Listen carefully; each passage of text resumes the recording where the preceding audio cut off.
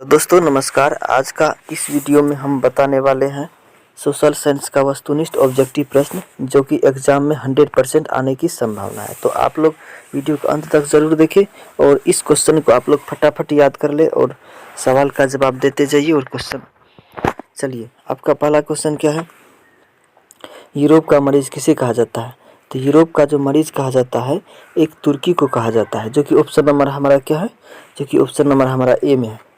चलिए फटाफट जवाब देते चलिए दोस्तों। अब वीडियो अच्छा लगे तो एक लाइक कर देना, लाइक करना ना भूले। चलिए अगला क्वेश्चन है, यंग इटली की स्थापना किसने की? यंग इटली की जो स्थापना की थी, एक यंग इटली की स्थापना एक मेजिनी की थी, जो कि ऑप्शन नंबर हमारा ए में है। अगला कह रहा है कि अंतर्राष्ट्रीय महिला दिवस कब मनाया जाता है? अंतर्राष्ट्रीय महिला दिवस जो मनाया जाता है वह 8 मई को मनाया जाता है। क्या 8 मई को? Option number C. अप्रैल थीसिस किसने तैयार की? अप्रैल थीसिस किसने की तैयार की थी? तो इसको लेनिन ने की थी। Option number C. दोस्तों वीडियो अच्छा लगे तो एक लाइक करना ना भूले। अगले तरफ देखिए, सोवियत संघ किस वर्ष हुआ था? तो सोवियत संघ जो हुआ था एक 1900 सोवियत संघ 1990 के दशक में हुआ था। अंकोरवाट मंदिर किस हिंदू देवता का मंदिर है?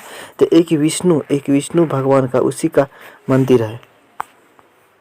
चलिए, गांधी को महात्मा की उपाधि किसने दी थी? गांधी को जो महात्मा कहा था सबसे पहले, तो वह कहा था उसका कौन कहा था? तो एक रविन्द्रनाथ टैगोर कहा था। क्या रविन्द्रनाथ टैगोर? सॉरी, रविन्द्रनाथ टैगोर नहीं, गोपाल कृष्ण गोखले। चलिए आपका अगला सवाल क्या है? पूर्ण स्वराज के कब मनाया जाता है? तो पूर्ण स्वराज दिवस कब मनाया जाता है? तो 26 जनवरी 1950। Option number D. आपका अगला सवाल है, हीराकुंड परियोजना जो है एक महानदी पर अवस्थित है। गुरु गोविंद सिंह का जन्म किस नगर में हुआ था? एक पटना में हुआ था गुरु गोविंद सिंह का जन्म।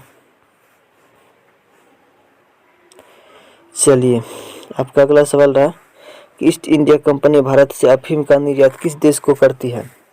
तो ईस्ट इंडिया कंपनी भारत से अफीम का निर्यात किस देश को करती है? तो एक हमें चीन को करती है, चीन को। अगला सवाल रहा, रूसो किस देश का दार्शनिक था? एक फ्रांस का। चलिए कह रहा है कि जामनगर, क्या कह रहा है?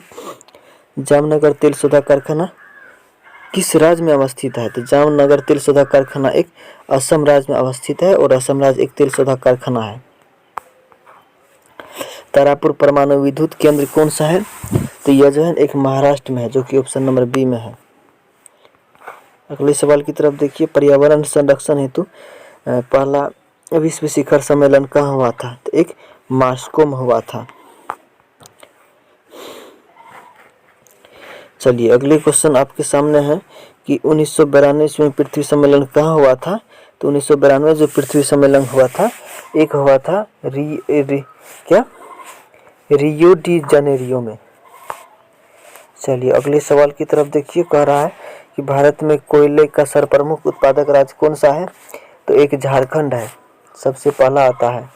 चलिए अगले क्वेश्चन की तरफ देखिए, भारत में सर्वप्रथम चावल उत्पादक राज्य कौन सा है? तो चावल उत्पादक राज्य पश्चिम बंगाल हो जाएगा। Option number A. क्वेश्चन कह रहा है, भारत में रेडियो का पहला प्रसारण किस वर्ष हुआ था? तो भारत में रेडियो का पहला प्रसारण 1930 ईस्वी में किया गया था। ऑप्शन नंबर बी सही। चलिए, भारत में हरित क्रांति की शुरुआत किस दशक हुई थी? तो 1966 के दशक में, याद रखिएगा। सूती कपड़ा उद्योग का कच्चा माल क्या है? तो एक जूट है, जूट से सूती कपड़ा उद्योग बनता है। क्वेश्चन कह रहा है कि रेशमी वस्त्र उत्पादन का प्रमुख केंद्र क्या है? तो रेशमी वस्त्र उत्पादन का प्रमुख केंद्र एक कानपुर है। उर्वरक कारखाना कहाँ स्थित है? एक बरौनी में। Option number A. क्वेश्चन है आपका, रंग भेद की नीति के विरुद्ध आवाज किसने उठाई थी?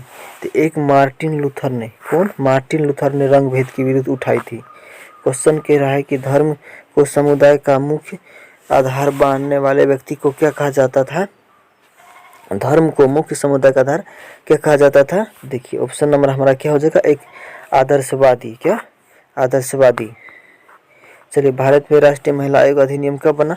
तो राष्ट्रीय महिला आयोग अधिनियम यह हुआ था 1982 ईस्वी में। ऑप्शन नंबर सी राइट है।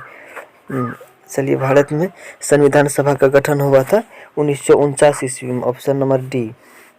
क्वेश्चन कह रहा है कि तेलंगाना राज्य का गठन कब हुआ था? तेलंगाना राज्य का गठन जो हुआ था वह हुआ था 2 जून 2015 ईस्वी में। ऑप्शन नंबर बी आपका क्वेश्चन है।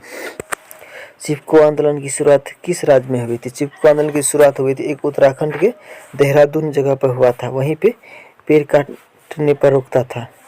चलिए, क्वेश्चन है लोकतंत्र का प्राण किसे कहा जाता है? तो एक राजनीतिक दल को। ऑप्शन नंबर ए होगा। चलिए, क्वेश्चन कह रहा है आपका निम्नलिखित में से कौन एक राजनीतिक दल है? तो राजनीतिक दल होने के लिए हमें क्या हो जाएगा? भारतीय जनता पार्टी के। भारतीय जनता पार्टी एक राजनीतिक दल है।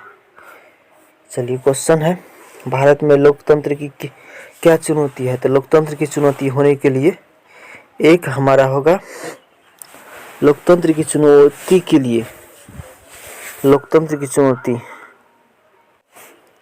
देखिए, इसमें जो आंसर होगा, देखिए इसका जो आंसर होगा, देखिए जातिवाद हो सकता है, आतंकवाद भी, परिवार भी, इसलिए इसमें से सही होगा डी नंबर।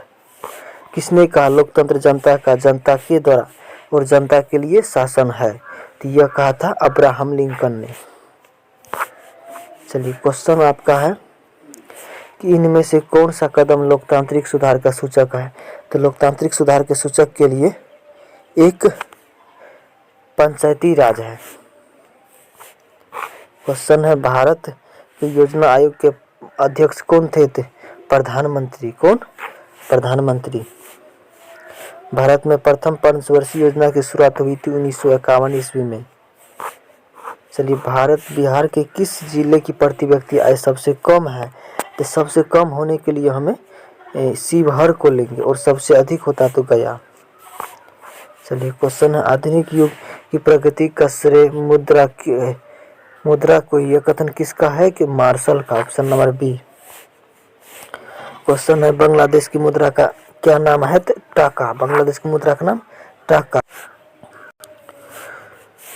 अगला क्वेश्चन है आपका भारत में सहकारिता आंदोलन कब प्रारंभ हुआ था? सहकारिता आंदोलन जो प्रारंभ हुआ था 1904। Option number C. चलिए, भारत में कितने राष्ट्रीयकृत बैंक है? तो 25। Option number D. मानव की न्यूनतम आवश्यकता क्या है? मानव की न्यूनतम आवश्यकता होने के लिए रोटी, कपड़ा और मकान, बस ये 3 चीज आवश्यक है, जो कि ऑप्शन नंबर हमारा ए मिल रहा है। क्वेश्चन है इनमें से कौन पूर्णतः सरकारी सेवा है? तो आपको सरकारी सेवा होने के लिए देखिए क्या क्या है। स्वास्थ्य सेवा, सैन्य सेवा, शिक्षा सेवा, वायुयान सेवा। एक शिक्षा सेवा एक पूर्णतः सेवा है। ठीक है। चलिए, भारत में सूचना का अधिकार कब पारित हुआ था? 2005 ईस्वी में, जो कि राजस्थान में, याद रखिएगा, पूछेगा राजस्थान में हुआ था। ठीक है। चलिए, आपका अगला सवाल क्या रहा कि सुनामी शब्द किस भाषा से लिया गया है? तो सुनामी शब्द जो लिया गया था एक स्पेनिश भाषा से लिया गया था। चलिए, इनमें से कौन प्राकृतिक आपदा है? तो प्राकृतिक आपदा होने के लिए देखिए आपका ऑप्शन है प्राकृतिक आपदा जो प्रकृति के द्वारा होती है। बम विस्फोट मानव विस्फोट है, युद्ध मानव द्वारा है, रासायनिक घटना मानव, जो कि ऑप्शन नंबर बी। ये भूकंप प्राकृतिक घटना है। दोस्तों, वीडियो अच्छा लगे तो प्लीज़ एक लाइक करना ना भूले और चैनल को सब्सक्राइब कर ले इसे वीडियो के लिए। चलिए, क्वेश्चन कह रहा है कि मलबे के नीचे दबे हुए लोगों का पता लगाने के लिए मदद ली जाती है। कौन चीज़ का मदद ली जाती है जब मलबे के नीचे दब जाते हैं? तो वो है इंफ्रारेड कैमरा के द्वारा। ठीक है। चलिए दोस्तों, इतना ही आज के इस वीडियो में। दोस्तों, हमारी वीडियो अच्छा लगे तो प्लीज़ एक आप लाइक ज़रूर करें और चैनल को सब्सक्राइब ज़रूर कर लें ऐसे वीडियो के लिए। ठीक है। धन्यवाद।